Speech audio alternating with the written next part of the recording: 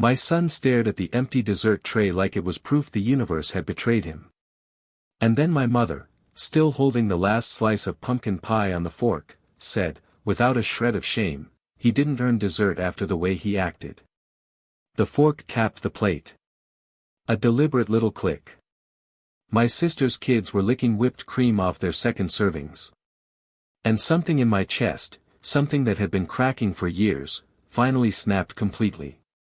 I didn't yell. I didn't cry. I just quietly said, "Get your coat, buddy." And the whole room froze like I'd pulled a fire alarm. Thanksgiving at my parents' house always felt like stepping into a pressure chamber, warm lights, clinking dishes, fake politeness layered over real resentment. The dining room smelled like cinnamon, turkey, and secrets no one ever said out loud. The table was a battlefield, my sister's kids sprawled everywhere, mom hovering, dad silent, my sister smirking like she owned the place. My son had spent the meal trying to make himself small, folding napkins into little cranes because he gets anxious around loud rooms. He's 8. Sensitive. Thoughtful. He'd knocked over his water once, nothing dramatic, but my mother had reacted like he'd thrown a grenade.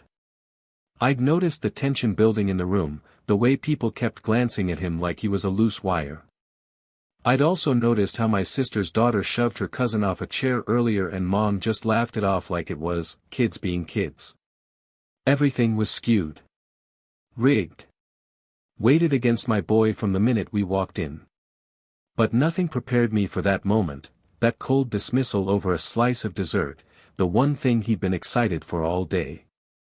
Mom cleared her throat, lifting her chin in that way she does when she's about to make a pronouncement from the imaginary throne she thinks she sits on. "Maybe next year," she said, "he'll learn to behave if he wants a reward." I stared at her. "Mom," I said quietly, "he said, 'Excuse me,' before the water spilled." She waved her hand. "He was fidgety.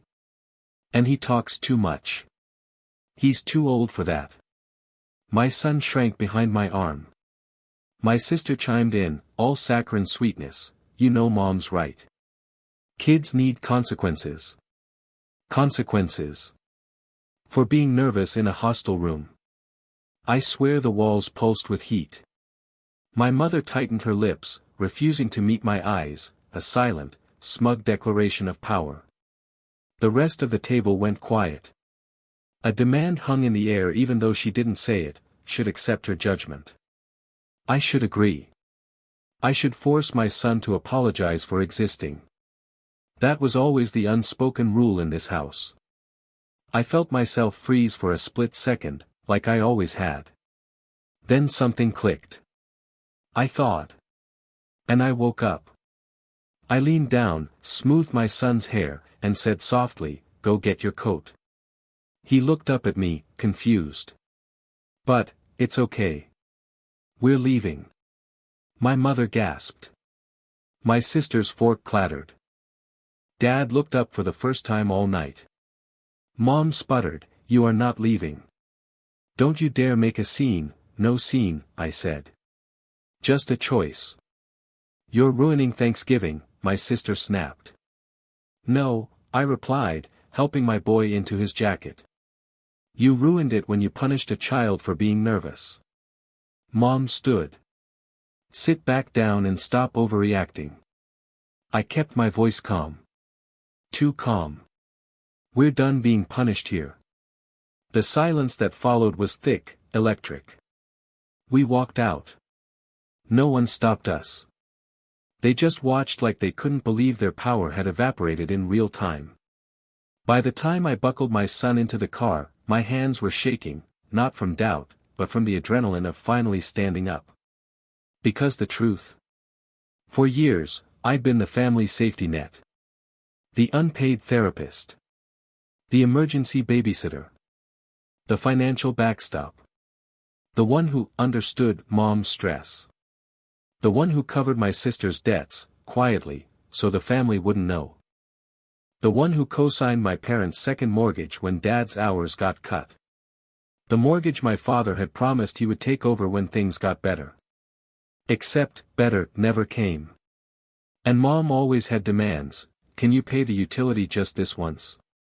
Your sister is in trouble again. We'll pay you back when we can. They never did. But I kept helping because I thought, maybe it would earn my son a place in this family. I didn't realize till tonight that he was never going to get one.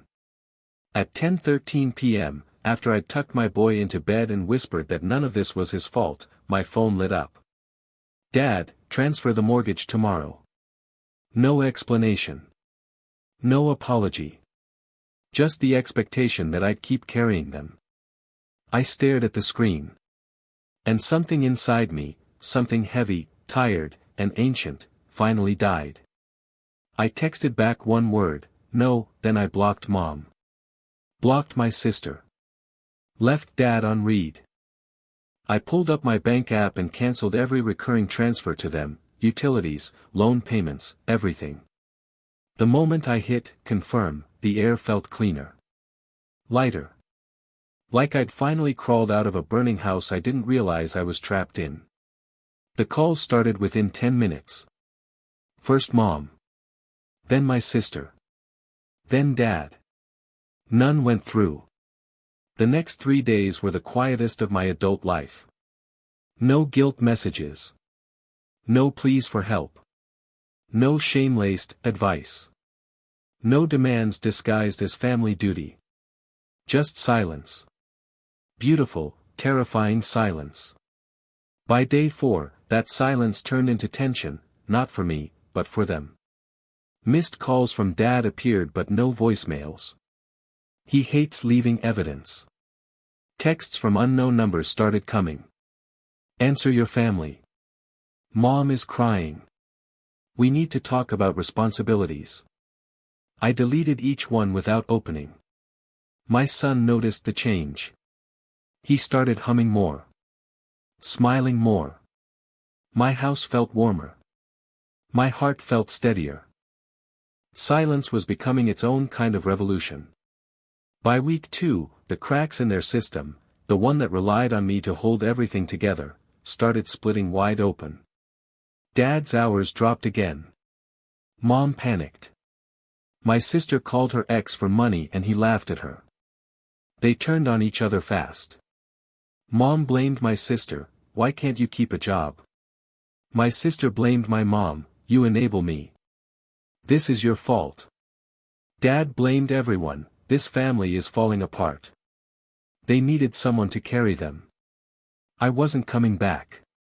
Out of nowhere, my younger brother, the quiet one who usually faded into the background, sent me a message from a new number.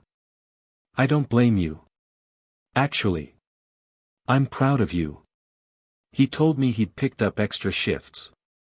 He was learning to cook. He was keeping his distance from Mom's guilt spirals.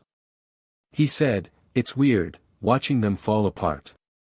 But it's also the first time I feel like I'm becoming someone real. His growth was slow, steady, humble. It amazed me. And it made me realize something, he wasn't part of the problem. He was just trapped in it. Right before Christmas, things exploded publicly. My sister made a vague Facebook post, some people abandon their families after all we've done for them. God sees everything. 2 days later, Mom started a GoFundMe for unexpected medical bills. I knew that was code for utilities got shut off. Dad began posting cryptic quotes about ungrateful children. It was embarrassing. Desperate. Predictable. And none of it had anything to do with me. Then the twist hit. My sister's ex, the father of her kids, filed for partial custody. Because without me paying, she couldn't keep up with rent. Couldn't keep the lights on. Couldn't keep the kids fed without begging Mom. Her ex didn't want full custody. He just wanted to ensure stability. Karma had a name and paperwork. And I wasn't involved at all. 3 months after Thanksgiving, Dad showed up at my house unannounced. He stood on the porch, shoulders slumped, eyes tired. Not angry. Just deflated. When I opened the door, he swallowed hard. We shouldn't have treated your boy like that, he said. Or you. I didn't say anything. He stared at his hands. We relied on you too much. Expected too much. Took too much. Then, barely above a whisper, your mother is frightened. She knows we pushed you away. She just doesn't know how to say it. Apologies from my family were rare. Real ones even rarer. But I wasn't rushing into forgiveness. In the months we've been away from them, my finances stabilized. I paid down debts. I slept better. I laughed more. My son started therapy and blossomed, painted more, talked more, flinched less. I became someone I didn't recognize in the mirror, someone grounded. Someone calm. Someone who didn't shrink to fit a broken family. I wasn't the scared adult child anymore. I was a parent. A protector. A person. I decided to host a dinner. Not for my parents. Not for my sister. But for my little brother, the only one who had grown instead of collapsing. I texted him, dinner at my place Friday. Bring yourself. He replied immediately, I'll be there. Word got around faster than I expected. By Friday afternoon, I got a message from Dad, could we come? Just to talk. Just to listen. I didn't say yes. But I didn't say no. Friday night, my house glowed warm with kitchen lights. My brother sat at the table, telling my son a story about messing up a recipe. Then the doorbell rang. Mom and Dad stood there. Mom's eyes were red, not manipulative red, but worn-out red, like someone who had spent months realizing she was wrong. We sat at the table in thick, careful silence. Finally, Mom whispered, I was cruel. I hurt your son. I hurt you. I thought, if I held control, I'd keep the family together. But I broke it instead. Her voice trembled. I'm not asking for things to go back the way they were. I'm asking for a chance to do better. I exhaled slowly. You can be in our lives, I said, but not in charge of them. Mom nodded. Dad nodded. My brother smiled faintly. My son leaned into me, relaxed, safe. The balance shifted, not back to the past, but forward to something steadier. Something earned.